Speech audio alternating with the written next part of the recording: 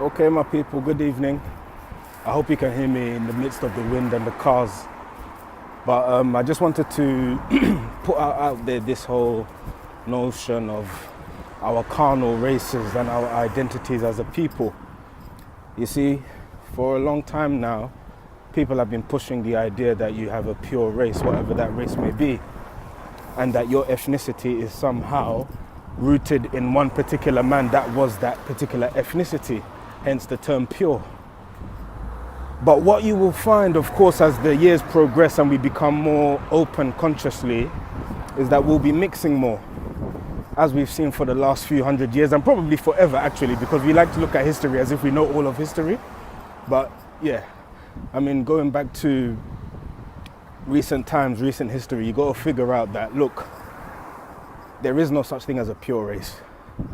Wherever you are in the world, at some point your demographic would have overlapped another demographic.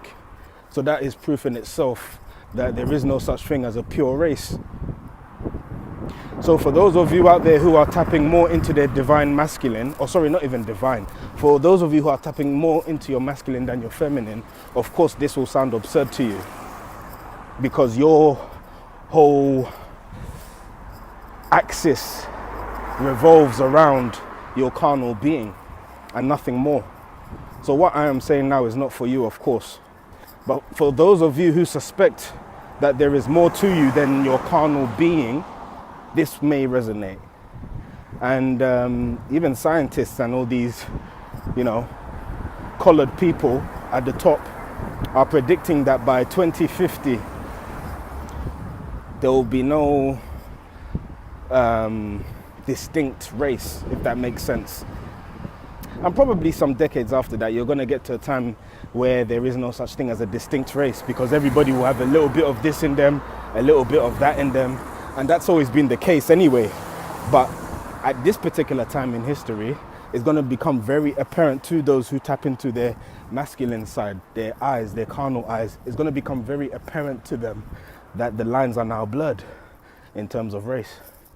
And that is a very good thing. Reason being it's a good thing is that it will now force those people who are carnally oriented to question themselves more and to question the reality of things, particularly where ethnicity and race is concerned. They will have no choice at a certain point in time, because everybody will have a little bit of this and a little bit of that in them, not by their genetics, but their actual physical appearance. Their physical appearance. It won't be quite here, it won't be quite there. It will be something else. And the day that happens, and of course with generations dying out and more generations coming in, you're going to find that people are going to now start looking at the other ethers, be it inside or outside. And that is a good thing. So just bear that in mind, really, if you are somebody who has this belief of a pure race. Number one, all races of human beings can, procreate. Number two, you don't know your history. You are told your history by your elders, whoever that may be, your parents or the elders in your community. You take the information you know, especially in regards to things such as this dogma, through belief, not through knowing. So in actuality, you don't know. You just assume, but you tell people you know. So that is belief. So it is a good thing, because the lines will become blurred.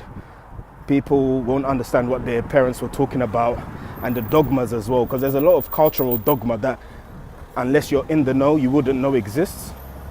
And every culture, every clan knows what I'm talking about. There is a lot of that. But the time will come very soon where people will have no choice but just to be more deep in terms of their insight, in terms of how they relate to people who may not look like them on the outside, in terms of people who may speak another language, etc., etc. Even languages is a key one. As we all know, languages are very much related to each other. You can see similar words, you can see similar patterns and all sorts of things. So people need to just realize that all of these aspects, the fact that we are so different yet so similar, in physicality and in language points to something. We all came from the same place. We all came from a source, and that is where we are going back. But of course, if you are aware of where you have come from and therefore aware of where you are headed to, this should give you some comfort. Not everybody's going to get it. Not everybody's going to understand. But once we start tapping into our divine, feminine and masculine simultaneously, we'll all understand. We will all know that we are not our bodies as such. These are just cars. So to identify yourself with your car is a tragedy, because the car gets old and you don't. So decide what you're going to place yourself on and what you're going to identify yourself with.